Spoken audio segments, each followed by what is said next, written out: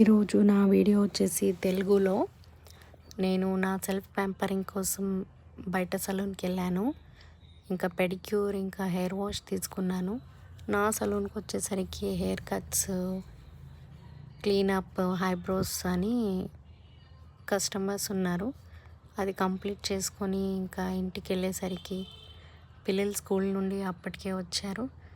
Homework రాసేసి పాలు, coffee అంతా తాగేసి ఇంకా మా పెద్ద పాపకి బ్లైండ్ ఫోల్డింగ్ యాక్టివిటీ క్లాస్ తీసుకున్నాను ఆన్లైను. ఇంకా ధ్యానం చేపిస్తారు, శ్లోకాలు చదివిపిస్తారు, లాస్ట్లో యాక్టివిటీస్ ఉంటాయి. మా పాప బాగానే పర్ఫామ్ చేసింది, మంచిగానే పర్ఫామ్ చేసింది. ఇంకా మా చిన్న పాప ఆకలి అనేసరికి రవాలో కూరగాయలు, ఆకుకూరలు అంతా కట్ చేసి వేసి తడిపి పెట్టొచ్చాను. ఇంకా అందరికి ఆకలేసింది. క్లాస్ అయ్యేసరికి లేట్ అయింది కాబట్టి పిల్లలు ఈ దోశ ఇస్తే, రవా దోశ అన్న రోటీ అన్న ఇస్తే బాగా తినేస్తారు. ఎందుకంటే అన్ని వెజిటేబుల్స్, లీఫీ వెజిటేబుల్స్ ఉంటాయి కాబట్టి వాళ్ళకి కాయగూర కూడా అవసరం ఉండదు.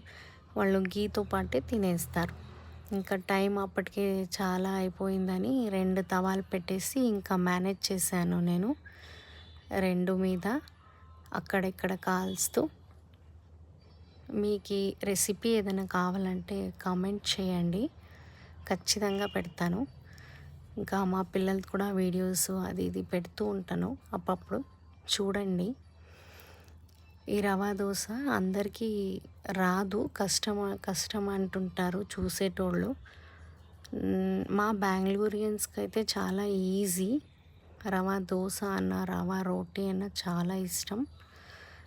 మీకు ఈ రెసిపీ కావాలంటే కమెంట్లో పెట్టండి, నేను ఖచ్చితంగా పెడతాను.